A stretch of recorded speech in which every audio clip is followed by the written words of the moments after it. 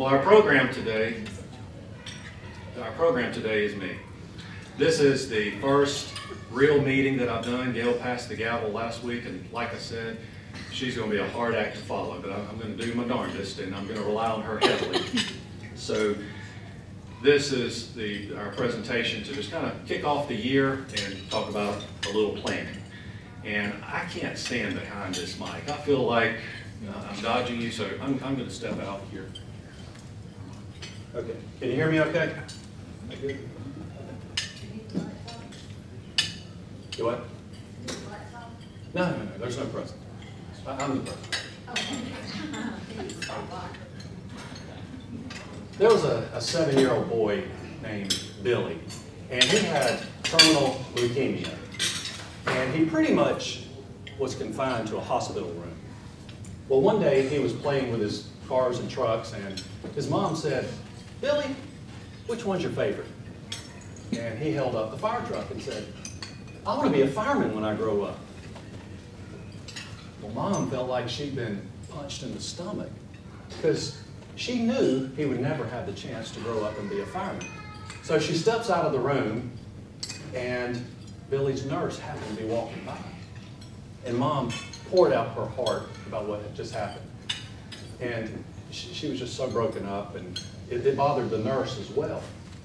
Well, later in the day, the nurse got to thinking about it, and she called the local fire department. She said, "We have a young man named Billy." She told him about the situation. I'm wondering, could we bring him down there to see a fire truck and maybe take a tour? Well, a fireman named Bob answered the phone, and he thought about it for a moment and said, "No, ma'am, I can't do that. But I tell you what, have him dressed at 8 o'clock on Thursday morning, and we'll send someone around there to the hospital." Well, Thursday rolls around, and there's a knock on Billy's hospital door. Mom answers the door, and there's a fireman standing there, all dressed up like he's ready to go to a fire.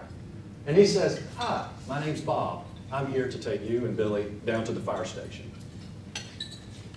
Well, Billy got so excited when he saw that big old fire truck down at the front door. They all got on and drove down to the fire station. Well, when they got there, all the firemen got together and they did a little ceremony and made Billy an honorary fireman. They gave him his own custom-made firefighter's uniform, a helmet, and some of those black rubber boots.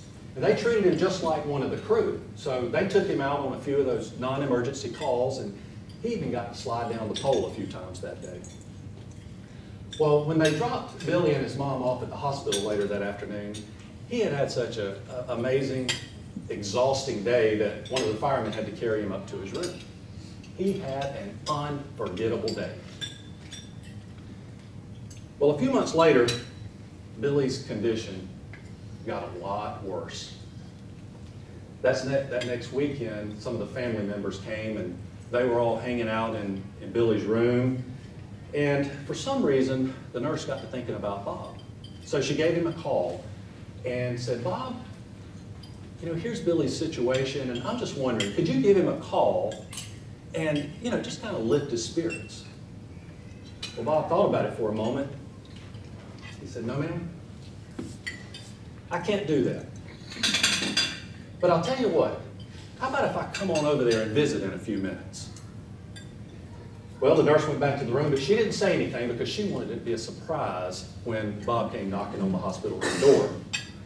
Well, within 5 minutes, you could hear sirens, and they were getting louder and louder. And the next thing you know, you could see the flashing lights through Billy's third-floor room window. The next thing you know, there's a knock on the window. Did I tell you that Billy's room is on the 3rd floor? The nurse goes over and opens the window, and in come 5 firemen dressed completely like they're going to a fire and crawl through Billy's window. Billy's mom, the family, and the nurse, they were all just amazed. And Billy was having a hard time moving. He just cut his eyes over a little bit and just grinned. It just absolutely made his day.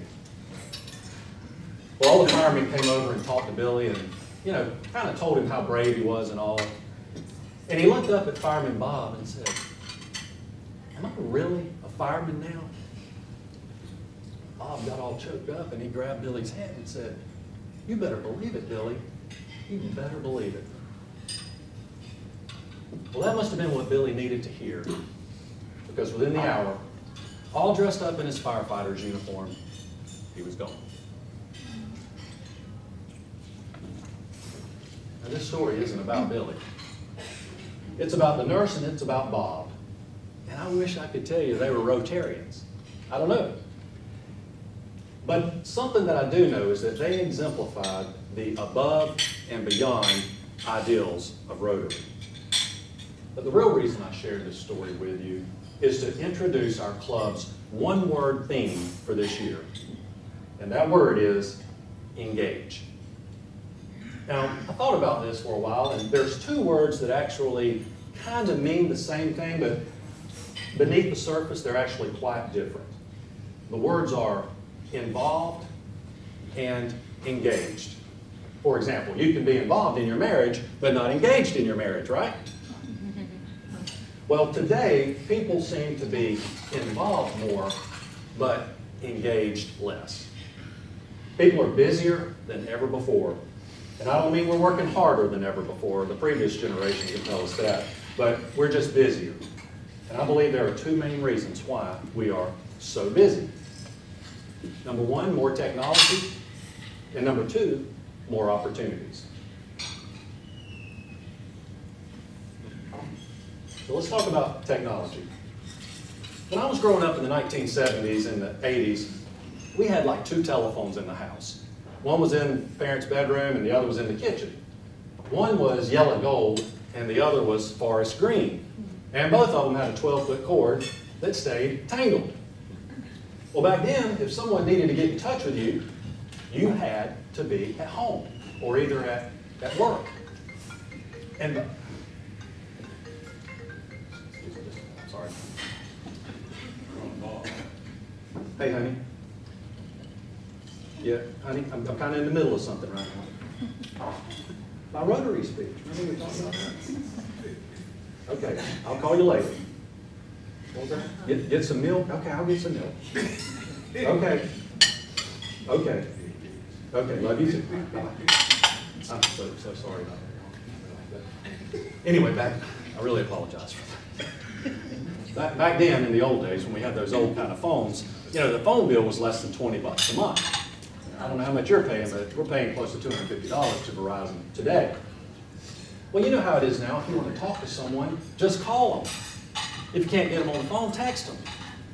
If they don't answer, check their Facebook page and see if they've checked in somewhere. Well, then we have Instagram, LinkedIn, Twitter, and Snapchat. We live in the day of instant and constant communication.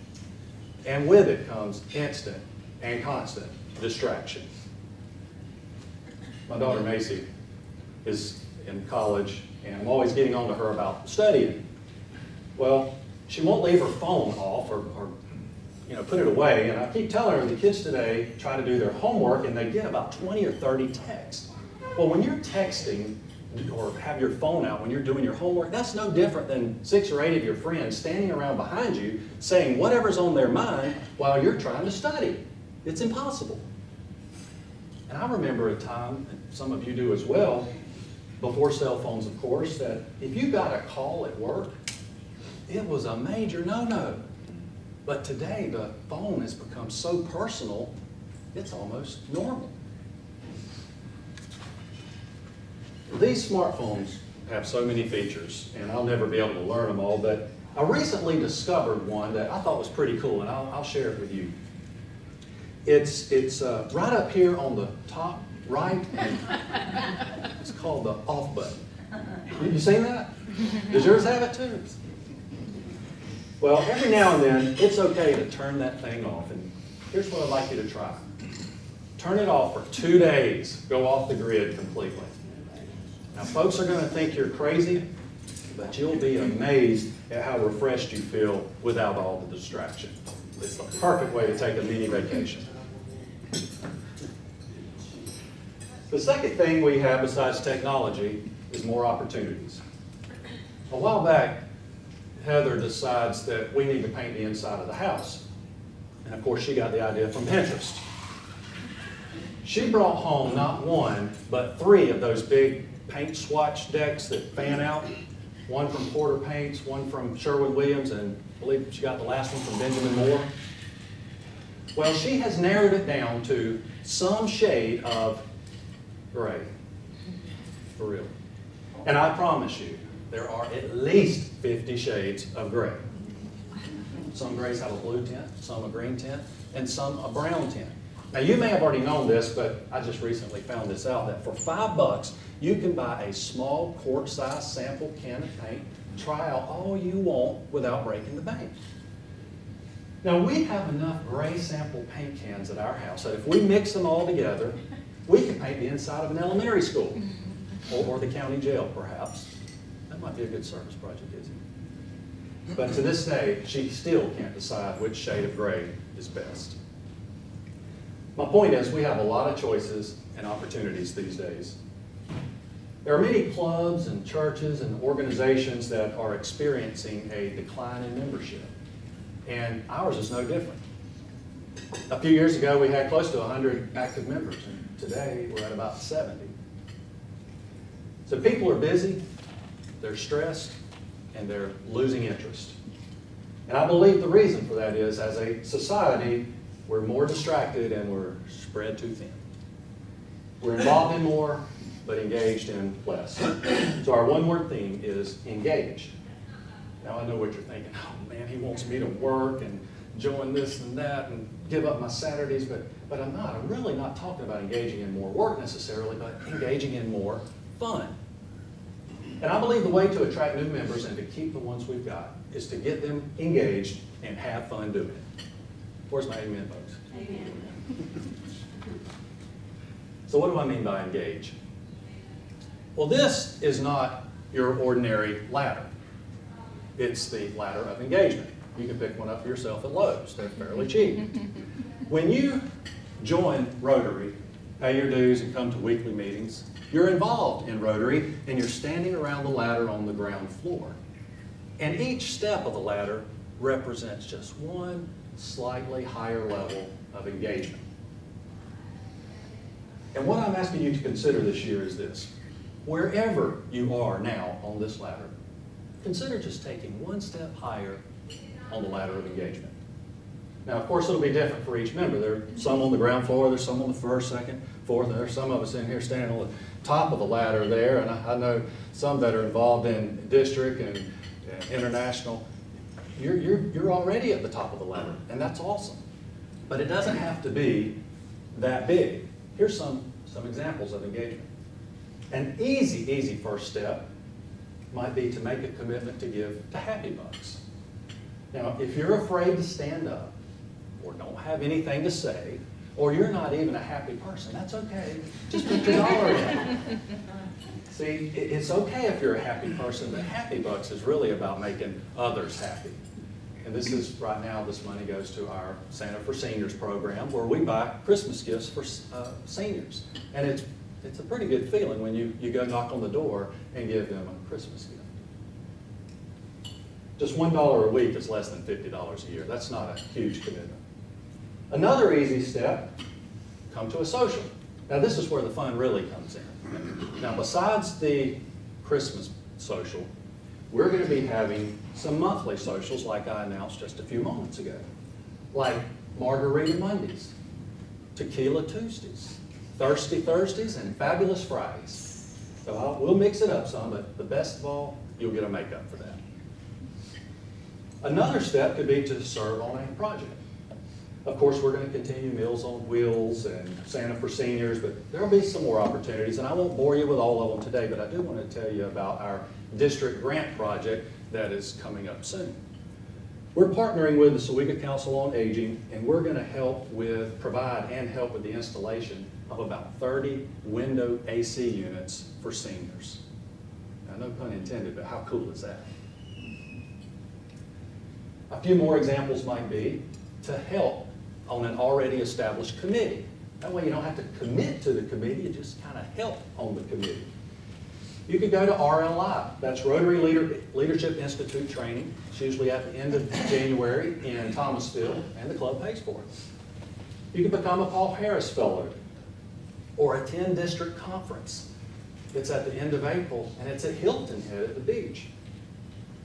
You could be the program at a weekly meeting, or just invite a guest to lunch. So there's a lot of different things you can do to take just one step. So these are just examples, and I'm not asking you to go from the ground floor all the way to the top. I'm just asking you that wherever you are today, just take one small step. Doesn't matter what it is, that's totally up to you. Now, I do want to be clear though. This isn't a check writing versus service issue. It's an engagement issue. Engaging in the way that works for you. Some people have time to give, but they don't have money to give. Some people have money to give, but they don't have time to give. Well, time and money are both service, and they're both needed. So engage in the way that makes the most sense for you. When I'd been dating Heather a few years ago, everyone asked, when are y'all getting married? Once we got married, everybody asked, when y'all having kids? Of course, we said, like all other newlyweds, well, we just want to enjoy our time together first. Well, after about a year or so passed by, the question became more intense.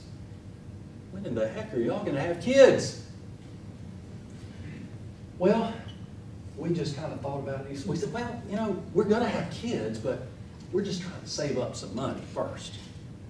And every single time we said that, whoever it was would say, look, kids are expensive.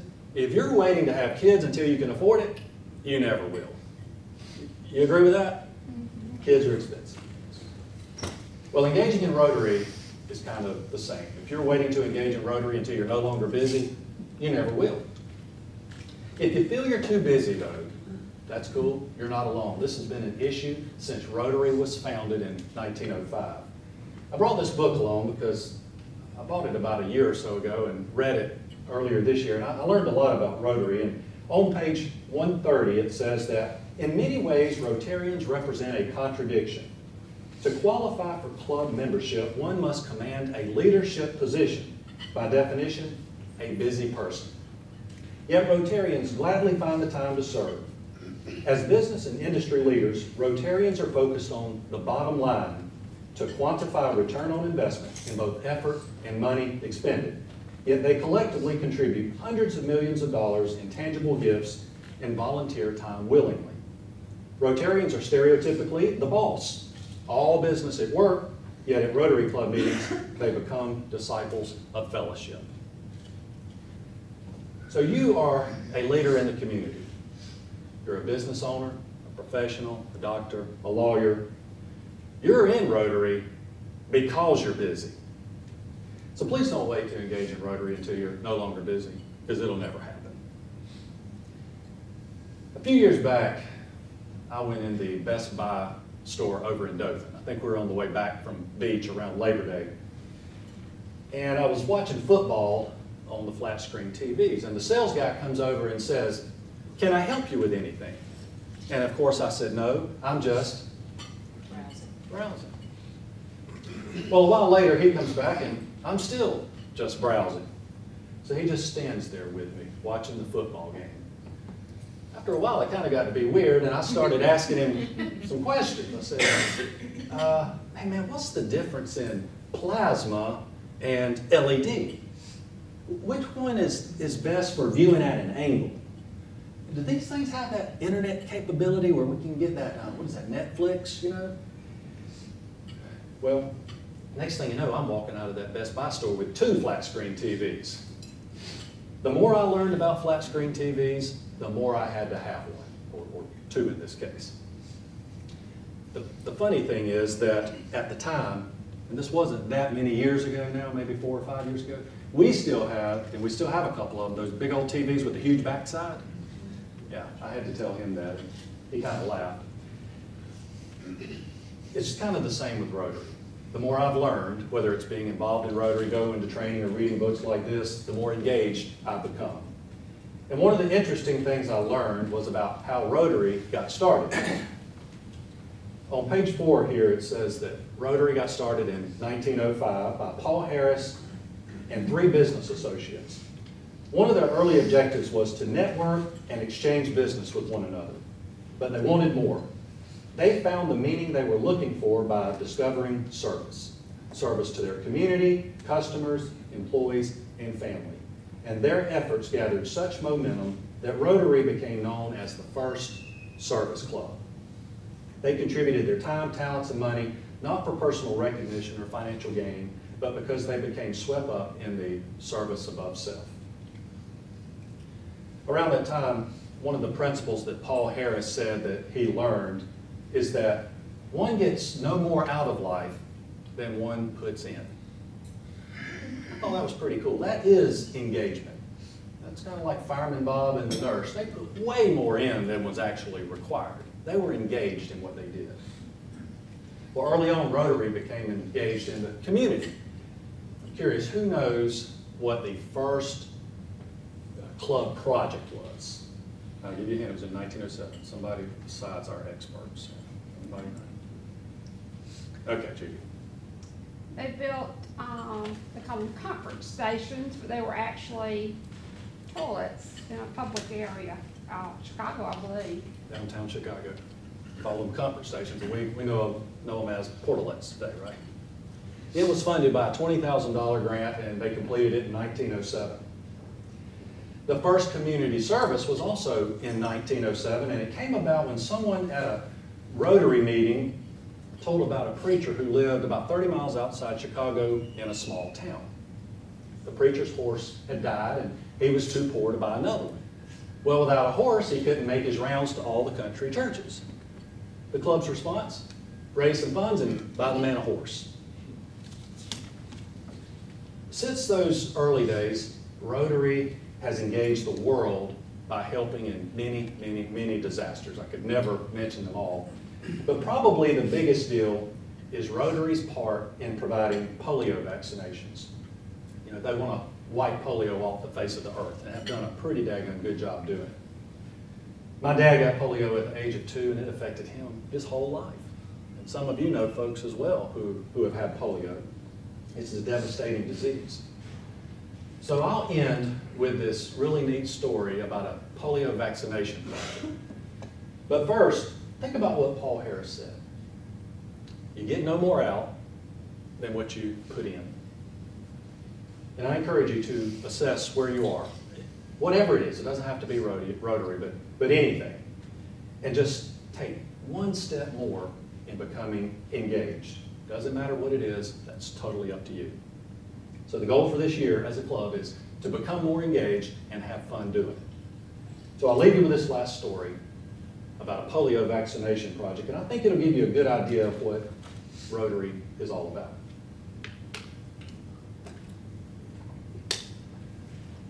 It's about Jim Bomar. Jim was the 1979-1980 RI president, and he was from Shelbyville, Tennessee. He and a team went to Manila for a polio vaccine project. The project would immunize about 1 million children in the Philippines. But first, they had to get the Philippine government's permission. So they met with their equivalent to the president, the head of state. His name was Ferdinand Marcos. And he said, I don't have anything to do with that sort of thing. You'll have to meet with my wife. She's the interior minister. So when the First Lady, Mrs. Marcos, appeared, she was waving a Time magazine, and she was obviously upset. She said, look at what you Americans are saying about my husband and me. Why should I help you with anything when you spread such lies? Wow. Jim and the team were like taken aback. They were totally surprised and really didn't know what to say at first. But they assured Ms. Marcos that in the U.S. we have this thing called freedom of the press, and the government can't control what a magazine prints. But most importantly, they told her that Rotary is not an American organization. They told her how her signature on that authorization would mean the difference in life and death for thousands upon thousands of children in her country. She hesitated, but she finally agreed. Well, Jim Bomar and the Rotary team jumped in their vehicles and drove to the first city on their list. It was a poor neighborhood in Makita City. When they got there, there were hundreds of mothers already lined up with their children. And what they found was that the conditions there were just awful. Kids were playing in the filth and the mud, and the sad thing is that so many of the children had already been stricken with polio, and they were so many kids that were deformed, their arms and legs were just shriveled up, and it was just a heartbreaking sight. Well, the team got everything together, and Jim got to give the first dose. It was to a little tiny baby girl. He put the 2 drops of vaccine on her tongue there, and he looks up at her mom, and she had tears in her eyes. And at the same time, he felt something pulling on his leg, and he looked down there, and there was a little boy who was so badly paralyzed with polio that he had to crawl everywhere to get around. The little boy was saying, "Thank you, thank you, thank you." Jim was just standing there thinking, why is this boy thanking me? We didn't get here soon enough to save him. Why in the world is he thanking me? Well, the little boy continued and again said, "Thank you, thank you, thank you, Rotary."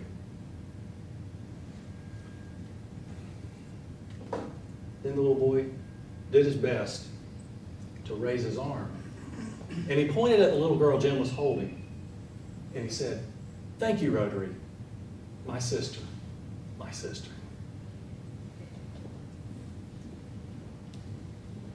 Whatever you do or you're involved in, whether it's work, relationships, marriage, kids, church, even Rotary, find the meaning in what you do.